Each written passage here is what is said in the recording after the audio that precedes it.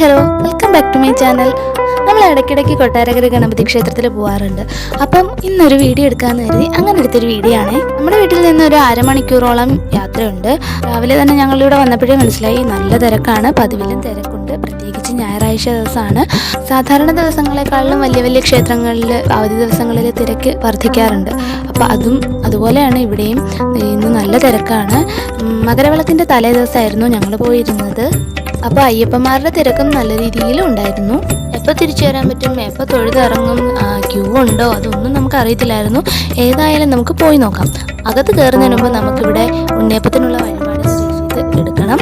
അപ്പോൾ ഒരു കവർ ഉണ്ണിയപ്പത്തിന് 40 രൂപയാണ് വരുന്നത്. അപ്പോൾ നമ്മൾ നേർച്ച പറഞ്ഞ് 10 എണ്ണം നേർച്ച പറഞ്ഞിട്ടുണ്ടായിരുന്നു. അപ്പോൾ നമ്മൾ അതിന് രസീത് എഴുതിച്ചിട്ടുണ്ട്. ഇനി തൊഴുതിറങ്ങിയിട്ടുള്ള വീഡിയോ ആണ് നിങ്ങൾ കാണുന്നത്. അത്യാവശ്യം നല്ല തിരക്കായിരുന്നു. നല്ലപോലെ ക്യൂവിൽ നിന്ന് ഇടിയൊക്കെ കൊണ്ടാണ് നമ്മൾ അകത്ത് കയറി ഭഗവാനെ തൊഴുതു പ്രാർത്ഥിച്ചു. അത് കഴിഞ്ഞിട്ട് ഇറങ്ങി. ഇനി നമുക്ക് തേങ്ങ ഉടയ്ക്കണം.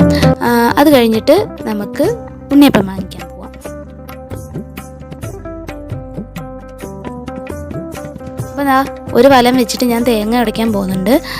ഭാഗ്യത്തിന് നമ്മൾ ചെന്ന സമയത്ത് അവിടെ ക്യൂ ഉണ്ടായിരുന്നില്ല. എങ്കിലും കുറേ നേരം നിന്നിട്ടൊക്കെയാണ് നമുക്ക് തേങ്ങ ഉടയ്ക്കാൻ പറ്റിയത്.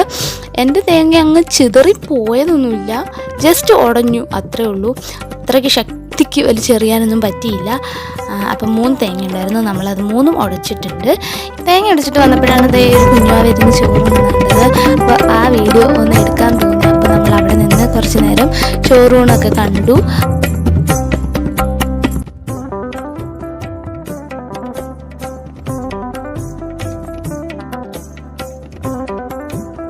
അപ്പോൾ കുഞ്ഞുവാവയുടെ ചോറൂണൊക്കെ കഴിഞ്ഞിട്ട് നമുക്ക് നേരെ ഉണ്ണിയപ്പം മേടിക്കാൻ പോവാം.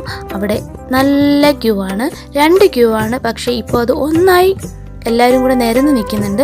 ഞാൻ അവിടെ പോയി കുറേ നേരം നിന്നു.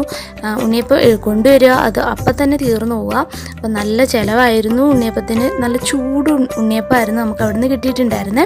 അപ്പം നമുക്ക് 10 കവർ ഉള്ളതുകൊണ്ട് തന്നെ കുറച്ചേറെ നേരം നമുക്കവിടെ നിൽക്കേണ്ടി വന്നിട്ടുണ്ട്.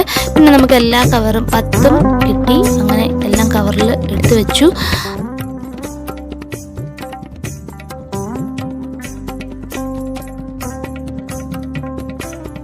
അങ്ങനെ നമ്മൾ ഇറങ്ങുകയാണ്. അവിടെ ഇങ്ങനെ അയ്യപ്പന്മാർക്ക് വേണ്ടിയിട്ട് ചുക്ക് കാപ്പിയൊക്കെ ഇട്ട് കൊടുക്കുന്നുണ്ടായിരുന്നു. അപ്പോൾ നമ്മൾ അതൊന്നും കുടിക്കാൻ നിന്നില്ല. നമുക്ക് മറ്റൊരു അമ്പലത്തിലൂടെ പോകണമായിരുന്നു. അതുകൊണ്ട് നമ്മൾ വേഗം അവിടെ നിന്ന് ഇറങ്ങി. ഇത് പടിഞ്ഞാറ്റിൻകര അമ്പലമാണ്. നമ്മുടെ കൊട്ടാരക്കര ഗണപതി അമ്പലത്തിൻ്റെ അടുത്ത് തന്നെയാണ് പടിഞ്ഞാറ്റിൻകര അമ്പലം. അപ്പോൾ അവിടുത്തെ മീനുകളെ കണ്ടോ. ഇത് അമ്പലത്തിൻ്റെ ബാക്ക് സൈഡാണ് കേട്ടോ. ചിറയിൽ നിറയെ മീനുകളെ കണ്ടപ്പോൾ ഞാൻ എടുത്ത വീഡിയോ ആണ്.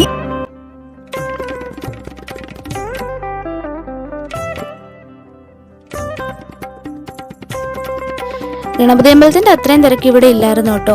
പക്ഷെ ഇവിടെ നല്ലൊരു ആംബിയൻസ് ആണ്. ഫുള്ള് ചെടികളും അടിപൊളിയായിട്ട് അവർ ഇത് സൂക്ഷിച്ചിട്ടുണ്ട്. ഇത് 2ഉം ദേവസ്വം ബോർഡിൻ്റെ കീഴിൽ വരുന്ന അമ്പലമാണ്. അപ്പോൾ നമ്മൾ അവിടെ നിന്നും വേഗം തന്നെ തൊഴുതിറങ്ങി. കൊട്ടാരക്കര അമ്പലത്തിൻ്റെ ഫ്രണ്ടിൽ 2 സൈഡിലും ഫുള്ള് കടകളാണ്. ഇപ്പം മണ്ഡലകാലം കൂടി ആയതുകൊണ്ട് തന്നെ അയ്യപ്പന്മാരൊക്കെ ഇവിടെ വന്നിട്ടാണ് ശബരിമലയിലേക്ക് പോകുന്നത്. അപ്പം അമ്പലത്തിൽ വരുന്ന ഭക്തജനങ്ങൾക്ക് വേണ്ടിയിട്ടും മണ്ഡലകാലം ആയതുകൊണ്ട് തന്നെ അയ്യപ്പന്മാർക്ക് വേണ്ടിയിട്ടുള്ള എല്ലാ സാധനങ്ങളും ഇവിടെ കളിപ്പാട്ടങ്ങളും എല്ലാ സാധനങ്ങളും ഇവിടെ നമുക്ക് കിട്ടുന്നതാണ്. നല്ല ഭംഗിയാണ് കേട്ടോ. 2 സൈഡിലും ഇങ്ങനെ കടകൾ നോക്കി നോക്കി നമുക്ക് പോകാൻ പറ്റും. ഗണപതി അമ്പലത്തിൻ്റെ ഫ്രണ്ടിൽ തന്നെ ഇതുപോലൊരു ആനയുടെ പ്രതിമയൊക്കെ ഉണ്ടാക്കി വെച്ചിട്ടുണ്ട്. അതൊക്കെ കാണാൻ നല്ല ഭംഗിയാട്ടോ.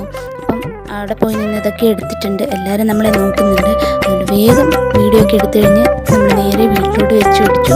ഇനി ഒരൊറ്റ ഉദ്ദേശമേ ഉള്ളൂ, വീട്ടിൽ പോയി ഉണ്ണിയപ്പം തിന്നണം.